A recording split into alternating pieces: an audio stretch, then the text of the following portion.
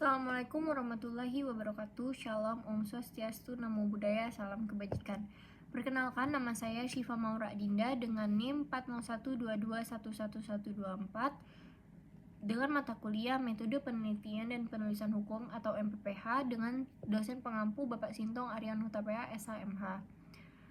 Di sini saya akan menjawab pertanyaan. Dalam penelitian dikenal juga penelitian kualitatif dan penelitian kuantitatif. Apa itu? Dan bisakah pada penelitian hukum dilakukan penelitian kuantitatif?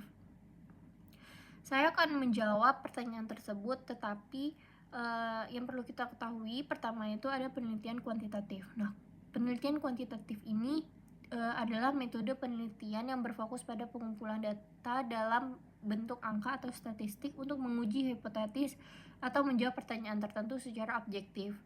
Nah, penelitian ini menggunakan teknik pengukuran yang sistematif sehingga hasilnya dapat dianalisis secara matematis atau statistik. Nah, ada karakteristik dari penelitian kuantitatif ini.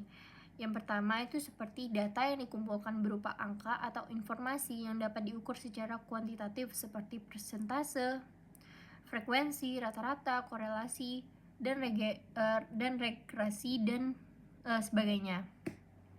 Nah, kemudian ada itu biasanya kayak data berbentuk angka. Nah, kemudian ada pendekatan objektif. Gimana pendekatan objektif ini? Pendekatan objektif ini kayak peneliti ini berusaha untuk mengurangi subjektivitas dalam pengumpulan data atau analisis. Kemudian ada generalisasi. Ini kayak hasil penelitiannya ini biasanya dirancang untuk memberikan kesimpulan yang dapat diterapkan pada populasi lebih luas berdasarkan sampel dan representatif. Kemudian ada pengujian hipotetis. Penelitian kuantitatif ini seringkali bertujuan untuk menguji hubungan sebab akibat antara variabel tertentu. Kemudian ada metode pengumpulan data. Teknik ini kayak survei, eksperimen, kuesioner, analisis statistik, atau penggunaan data sekunder sering digunakan. Nah, ada juga kelebihan dan kekurangan penelitian kuantitatif ini. Yang pertama itu kelebihan dulu.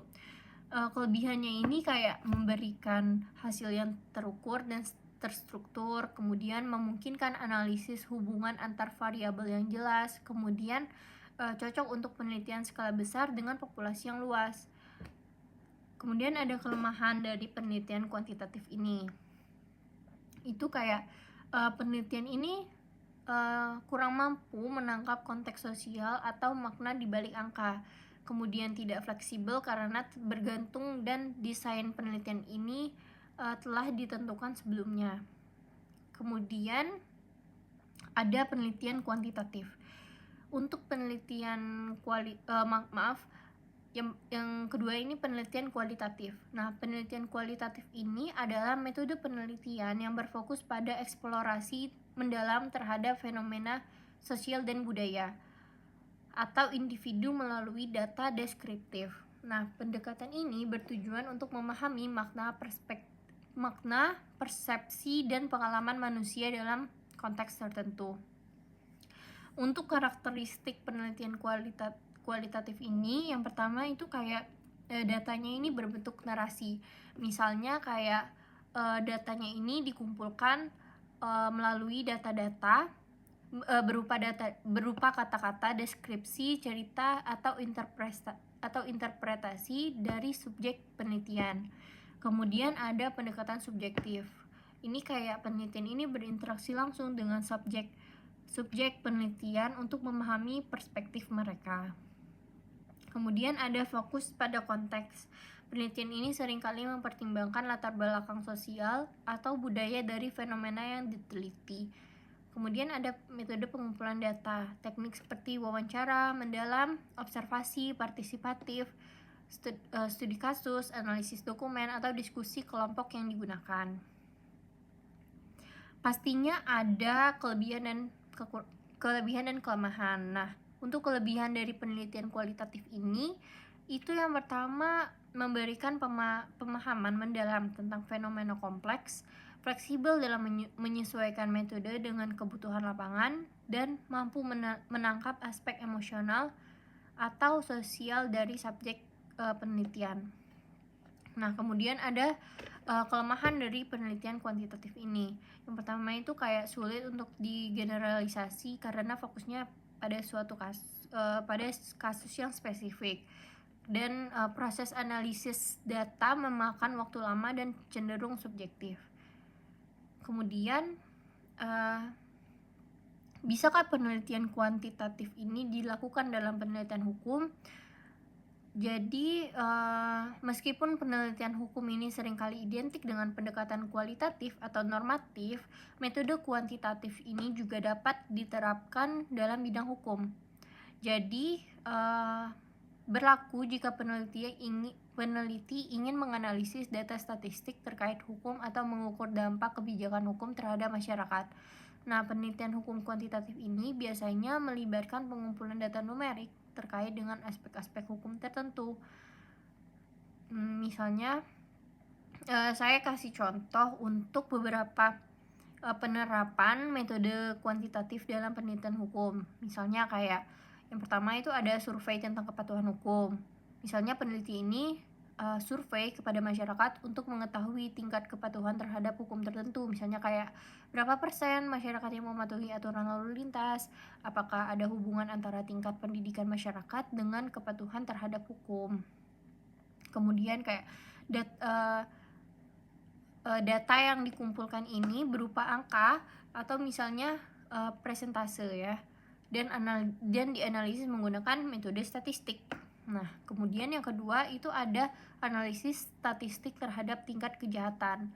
Jadi peneliti ini dapat menggunakan data statistik dari lembaga pemerintah seperti kepolisian atau badan statistik untuk menganalisis tren kejahatan. Misalnya kayak apakah ada penurunan tingkat kejahatan setelah diterapkan adanya undang-undang baru, kemudian bagaimana hubungan antara tingkat kemiskinan dengan tingkat kejahatan. Kemudian ada evaluasi efektivitas kebijakan hukum, misalnya kayak mengukur efektivitas program rehabilitas narapidana berdasarkan tingkat residivisme atau pengulangan kejahatan. Terus menilai keberhasilan program bantuan hukum berdasarkan jumlah kasus yang berhasil diselesaikan. Kemudian apa keuntungan penggunaan pendekatan kuantitatif dalam penelitian hukum?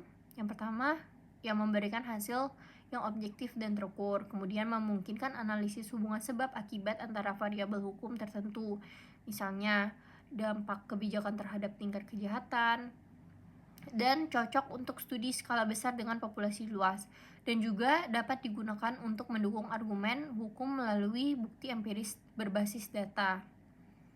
Jadi penelitian kuantitatif ini sangat mungkin ya dilakukan dalam bidang hukum, terutama jika peneliti ingin menganalisis aspek empiris dalam sistem hukum atau kebijakan tertentu. Namun, pendekatan ini memiliki keterbatasan karena banyak aspek hukum bersifat normatif, interpretatif, dan kontekstual yang lebih cocok diteliti menggunakan metode kualitatif. Jadi, kombinasi antara pendekatan kuantitatif dan kualitatif ini sering menjadi pilihan terbaik untuk penelitian hukum modern. Dengan menggabungkan kedua pendekatan tersebut atau mixed method, jadi peneliti ini dapat memperoleh pemahaman yang komprehensif tentang fenomena hukum baik dari segi angka maupun konteks sosialnya. Sekian jawaban dari saya. Saya akhiri, maaf apabila ada salah kata. Assalamualaikum warahmatullahi wabarakatuh. Terima kasih.